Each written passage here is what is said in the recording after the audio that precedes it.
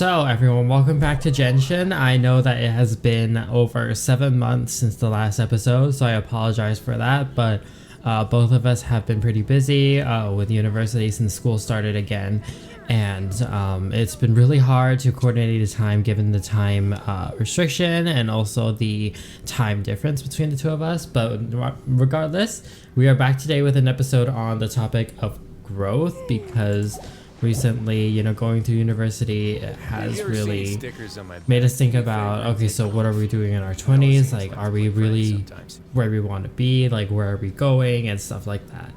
So let's get started with the first part that I want to discuss, which is the first one that comes to my mind is finances. So Audrey, how do you feel about your recent financial situation besides bad? I'm in crippling debt. Okay. That's fucking cool. But anyways, so it's been 7 months. I can't believe it's been 7 months. I feel like it's been longer because I feel like while I was in Hong Kong, aka like almost a year at this point, like last year, I was like, you know what? Like we should do like a Genshin podcast in person. Like that would be so cool. And then we did not do that. Like we were literally so busy, and then I literally forgot when was the last time we did an episode until you're like, hey, girl, it's been a while. Like let's spin it back. And then I was like, okay, let me like put in my schedule. And then we've been trying to do this like last year, at the end of last year, and we both got really, really stressed out by life. And then so we didn't do it until now. And finance-wise, I would say I don't think I'm in that much stress anymore. Thank you to the Canadian government. I'm forever grateful for all of the financial sponsorship that I'm getting from the government. Like, thank goodness. I also think that I'm pretty privileged to be Canadian citizen and receiving all of these benefits. Because if I'm an international student, I would be actually in crippling debt. So, thank you for the government for doing that. Like, oh my god. But either way, in terms of like career-wise, I have been surprisingly looking for internships. Wow. And let's just say it has been a really, really challenging time to look for internships right now. Yeah. Like literally, I have never, like all of my friends have been complaining about how difficult. I am okay. Hold on. Like literally, all of my friends have been complaining about trying to find a job and unable to do so. Like the market is very bad, and I blame it on late stage capitalism. Like it is the system's fault. I'm sorry. Yeah, I think that given the geographical location difference, there is still a difference in the job market, because whereas like in your area, like employment is difficult or like hard to find, since maybe like the demand is lower due to many reasons. For us, it's actually the demand right now is extremely high. You can see like all the stores in every mall, like they have hiring signs. It seems like everywhere is understaffed, and like technically that should be good. But it also sort of like I have had some friends think about like, okay, so which one do I go for? Because there's so many options. Yeah, I would definitely say like. Because a lot of my friends are still like from Hong Kong, and so I actually have friends that are going back to Hong Kong this summer because of like the lack of labor like problems or issues in Hong Kong right now. So you can get like a really good salary even for like an internship or like an entry-level job, but like the problem is I don't really intend to like go back to Hong Kong for like the future, like pretty much a foreseeable future. Yeah. So like if I plan to stay here, I need like Canadian experience, if you know what I mean. Yeah. And like Canada's really, really big on that. So first of all, I have to do summer school anyways. And second of all, if I don't get Canadian experience, it kind of equates to like not having an internship at all. So like that's kind of the sucky part for me, I would say. Aw. Like honestly, I mean I would love to come back, not gonna lie. Like the reason why I'm not coming back this summer is because my dad said no. He was like, Yeah. you know, you already came back last year, let's not do this year, you know? And then I was like, alright, you know, it's fine and stuff. Yeah. But yeah, like it's just I guess like the labor market is really different because like Hong Kong in terms of like the Hong Kong situation, it's kind of like a lot of people left, Yeah. and so like they need a lot of people to fill up the positions that were previously like employed, Yeah. but not anymore. But here it's like we had a lot of like immigration happening, and I would say the market in general isn't doing very well right now. So like they're actually not really hiring, and they're trying to like limit business investment because the market isn't doing really well right now. Yeah. And I've been studying macroeconomics for the last 12 hours, so my brain is going like crazy.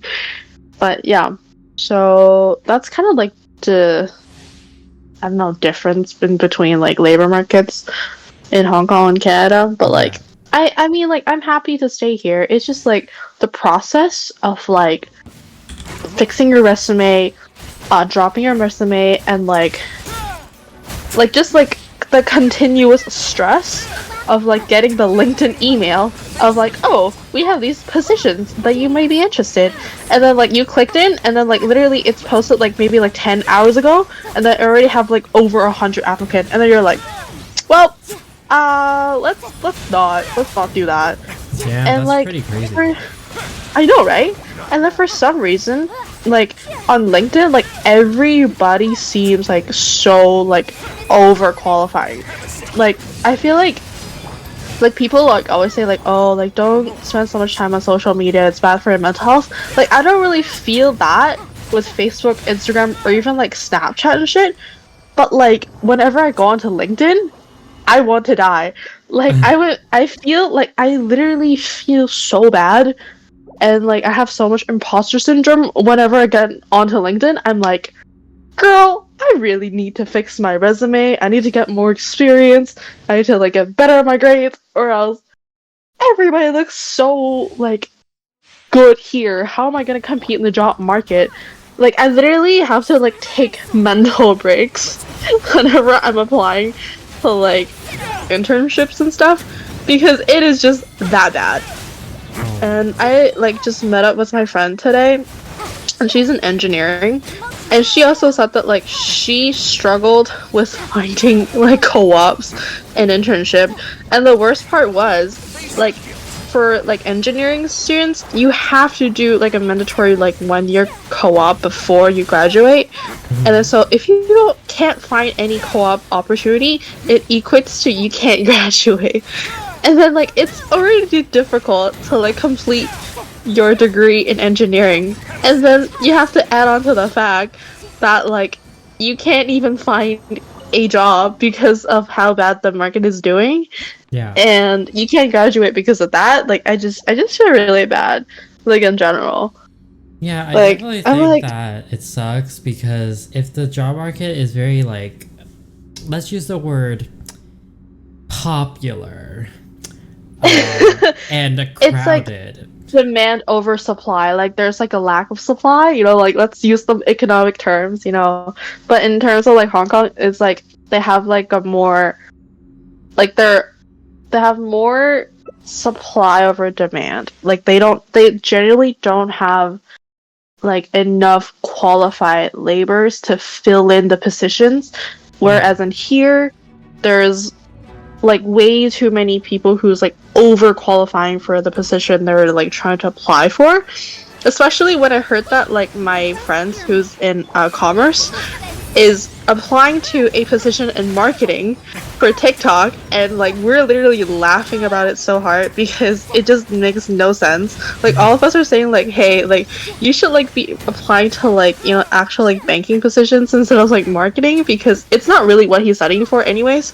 But like it's just like there's too many like people who's applying for the same position, so you like have to settle for something that you're overqualified for, and even that doesn't mean like you'll get hired, because they'll be like, hey, you're actually like way too overqualified for this position, like we're not gonna consider you, but you should like try to consider something else.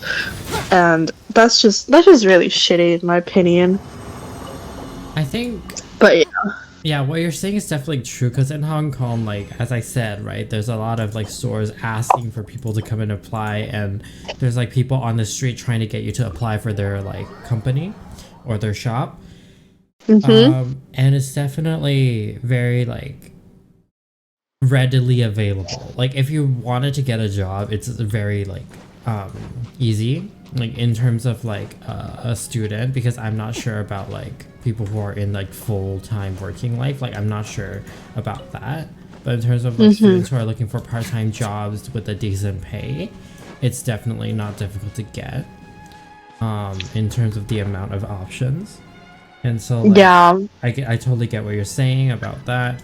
In terms of myself, like I recently left my very long time position, so I like obviously need to figure out like a way to have like a more stable like financial management, because I wasn't earning as much, and I wanted to start saving money, since like I spent the last like 3 years just like trying to enjoy life and trying to like basically spend ostensibly every paycheck.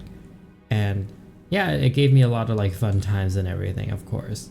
But now that I'm entering 22, it's like, okay, what if I actually start managing my finances better, so that I can save up money and I can be like financially stable.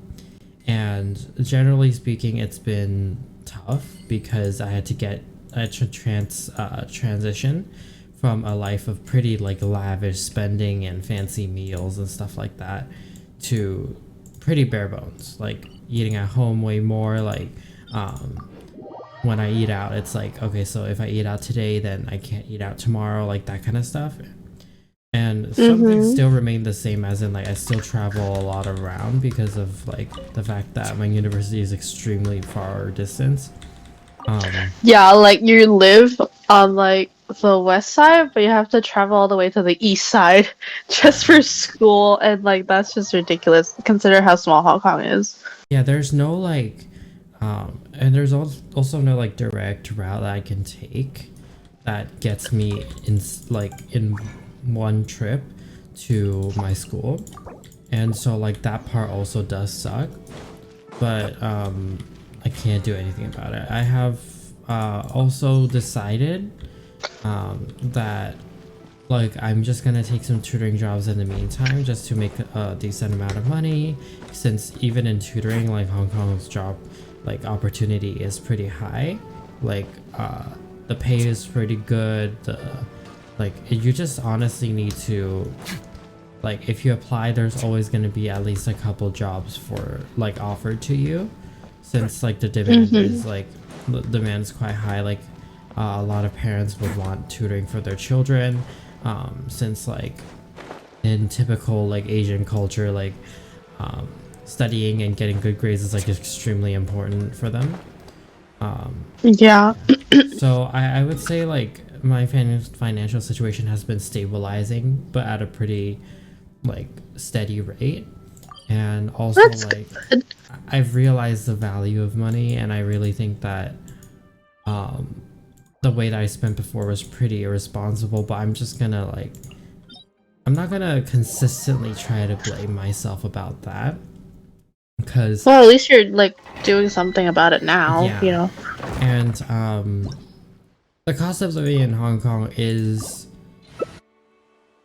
still not low. Let's just call it that. It's not low.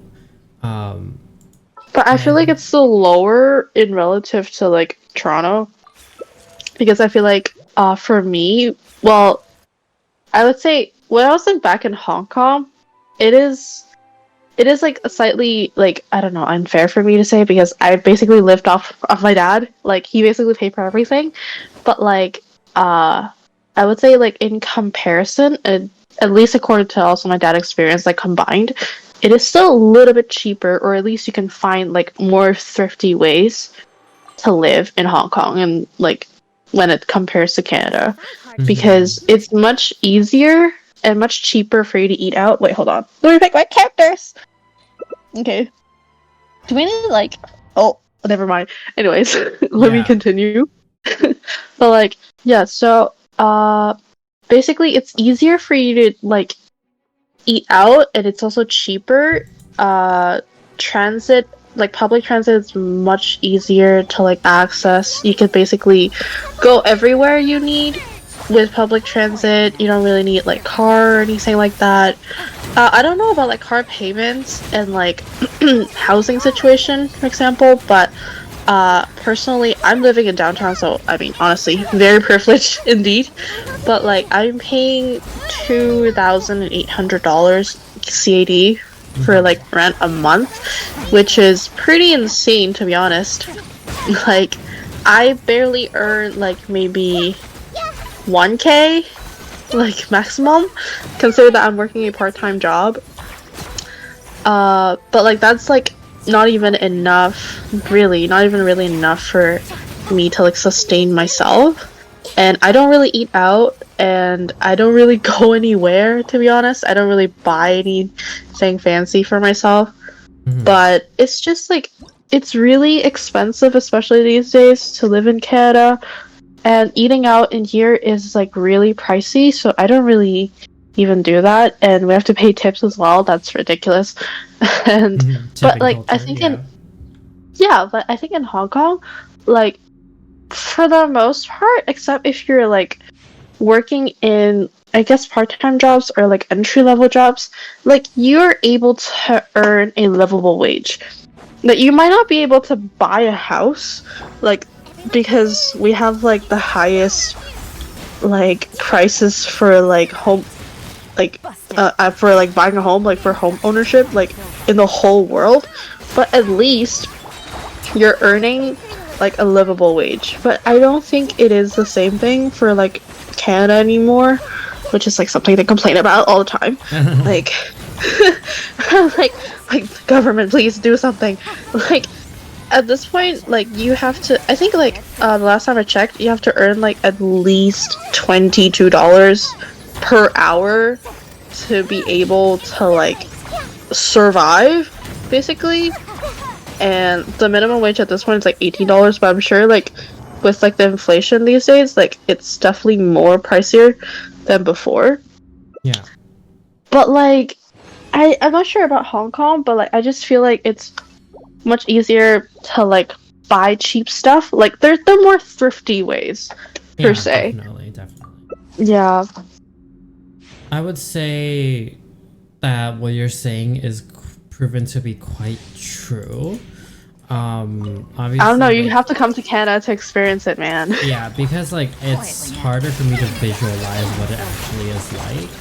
But I would say that I can imagine what you're saying though, because if the pay and the ratio of like how much you need to spend is that like dramatic, then I get what you mean. Because even though like people in my life, they're just like working part-time jobs and they're not earning that much, since like it's just one part-time job, right? And sometimes like you don't get a lot of shifts maybe, or like there's other factors as well, but they have the ability to earn a lot. Because like if you just like worked a little harder, you know, put more time into it, it's definitely possible.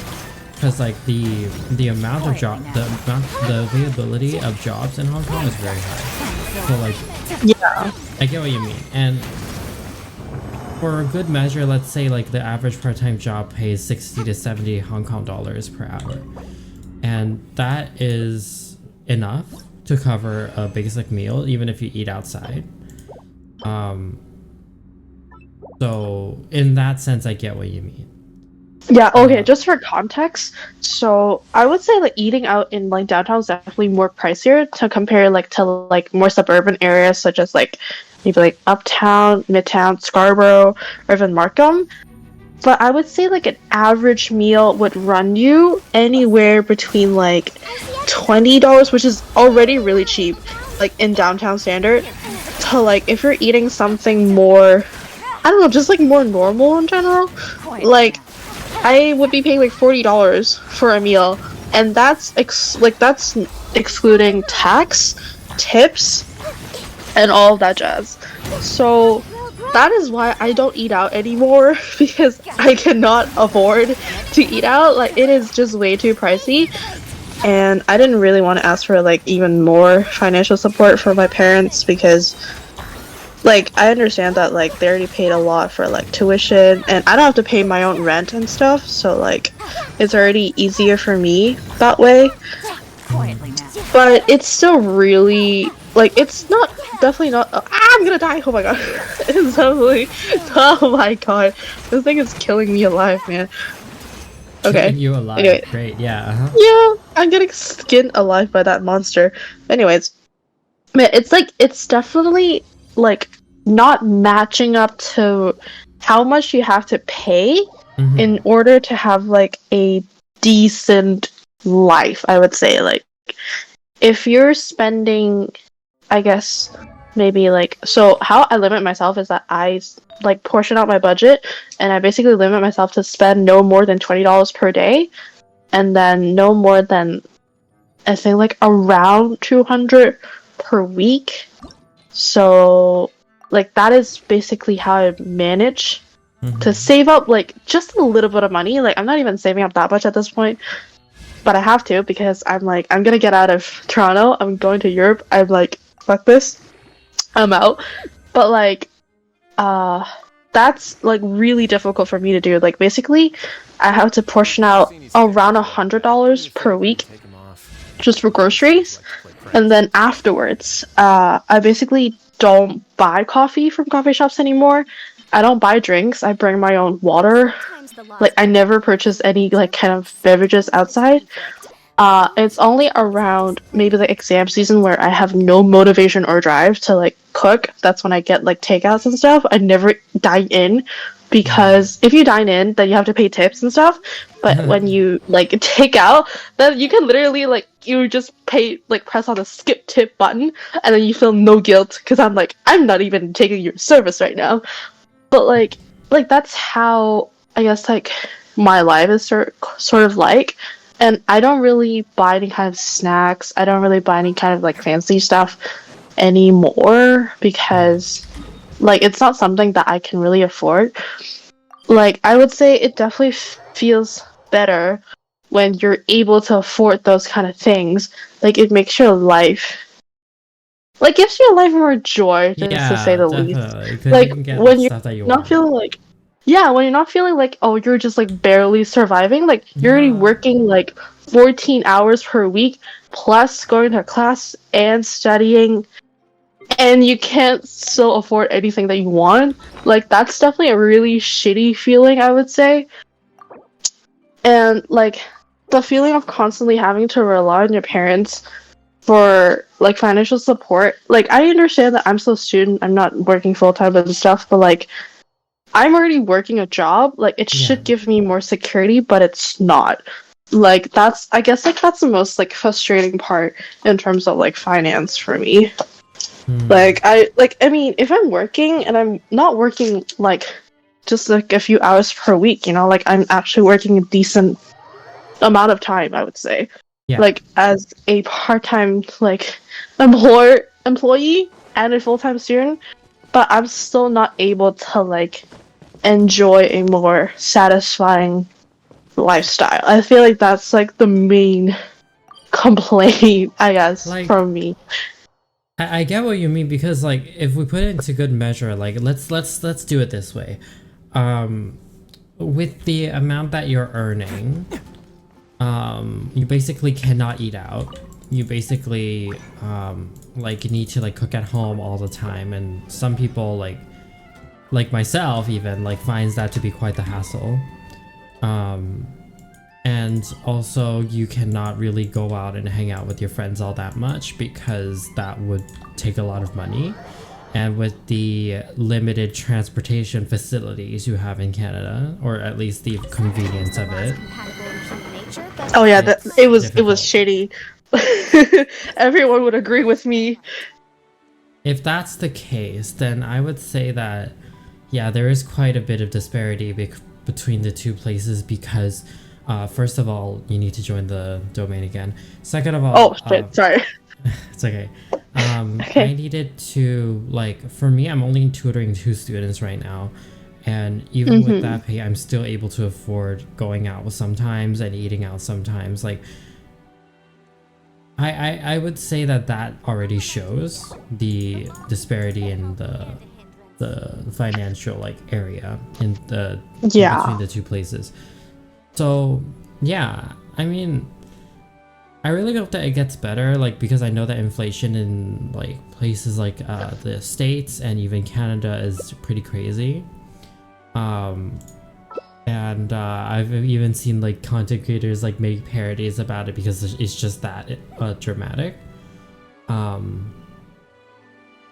yeah, so that's the finances part. Let's move on to our beloved studying part.